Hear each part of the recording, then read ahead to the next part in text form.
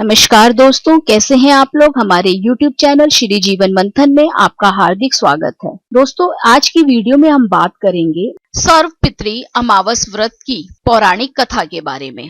तो चलिए इस अनसुनी पौराणिक कथा के बारे में जानते हैं। लेकिन दोस्तों, वीडियो शुरू करने से पहले मेरा आपसे अनुरोध है कि हमारे चैनल को सब्सक्राइब करना ना भूलें और बेल आइकन के बटन को भी दबाइए दोस्तों, ताकि हमारे चैनल से संबंधित ताजा अपडेट्स आपको मिलती रहें। और अगर हमारा वीडियो पसंद आता है, लाइक शेयर करना भी ना भूलें। आपके सुझाव भी सादर आमंत्रित हैं दोस्तों। हिंदू समाज में श्राद्ध का बड़ा महत्व है। लोगों द्वारा श्राद्ध करने के पीछे यह औचित्य होता है कि वह अपने पूर्वजों को याद कर रहे हैं। अर्थात श्राद्ध पूर्वजों को सभी के हृदय में याद करने का एक माध्यम है, जो उनके द्वारा किए गए कार्य याद दिलाते हैं और उनकी आत्मा की शांति तथा उनकी मोक्ष प्राप्ति के लिए भी श्राद्ध किया जाता है। इसी कारण पितरों का श्राद्ध करना महत्वपूर्ण हो जाता है तथा इस वर्ष श्राद्ध का प्रारंभ 10 सितंबर 2022 भाद्रपद मास की शुक्ल पक्ष की पूर्णिमा तिथि से हो चुका है और इसका समापन 25 सितंबर 2022 को आश्विन मास की कृष्ण पक्ष की अमावस्या तिथि को होगा। श्राद्ध पक्ष में सर्वपितृ अमावस्या को महत्वपूर्ण माना गया है। इसके पीछे यह माना जाता है कि यह पितरों को विदा करने की आखिरी तिथि है और कोई ऐसा है जो श्राद्ध पक्ष में अपने पितरों का श्राद्ध नहीं कर पाया तो वह सर्वपितृ अमावस्या के दिन भी श्राद्ध कर सकता है, क्योंकि यह माना जाता है कि सर्वपितृ अमावस्या का दिन अच्छा है। तथा आज हम यह जानेंगे कि सर्वपितृ अमावस्या के पीछे का क्या है महत्व और साथ ही इसकी पौराणिक कथा।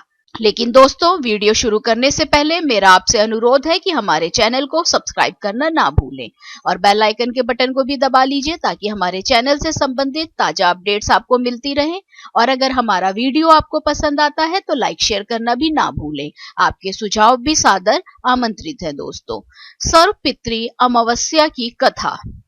यह माना जाता है कि देवताओं के पितृगण अग्निश्वात हैं, जो सोमनाथ में निवास करती हैं और उनकी कन्या मानसी अछोदा के नाम से एक नदी के रूप में स्थित हुई तथा मत्स्य पुराण में भी अछोदा नदी और अछोदा सरोवर का वर्णन मिलता है, जो वर्तमान में कश्मीर में स्थित हैं।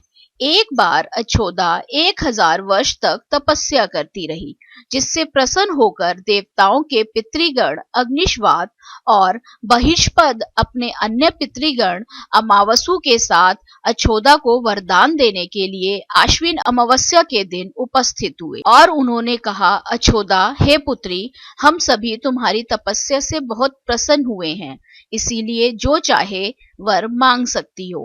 परंतु अछोदा ने अपने पितरों की तरफ ध्यान नहीं देते हुए अति तेजस्वी पितर अमावसु की तरफ ही देखती रही।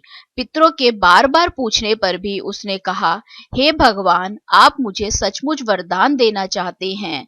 अछोदा के यह वचन सुनकर तेजस्वी पितर अमावसु ने कहा, हे पुत्री, इस पर तुम्हारा अधिकार है, इसीलिए तुम बिना किसी संकोच के वरदान मांग सकती हो। तब अछोदा ने कहा, हे भगवान, आप मुझे वरदान देना चाहते हैं तो मैं तत्क्षण आपके साथ रमण कर आनंद लेना चाहती हूँ। अछोदा के इस तरह कहे जाने पर सभी पितर क्रोधित हो गए और उन्होंने अछोदा को शाप दिया कि वह पितृलोक से पृथ्वीलोक पर आ जाएगी।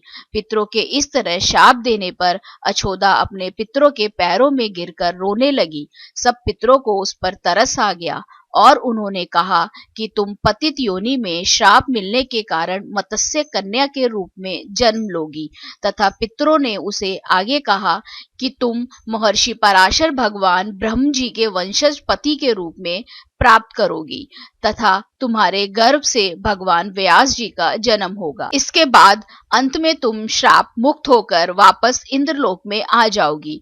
पितरों के यह वचन सुनकर अछोदा शांत हुई और वरदान दिया कि इस अमावस्या की तिथि को अमावस के नाम से जाना जाएगा और जो कोई भी इस दिन किसी कारणवश श्राद्ध ना कर पाए हों, अमावस्या के दिन तर्पण और श्राद्ध करेंगे तो उन्हें बीते 14 दिनों का पितरों को तृप्त कर सकते हैं। राधे राधे। आप सब पर ईश्वर की कृपा सदा बनी रहे।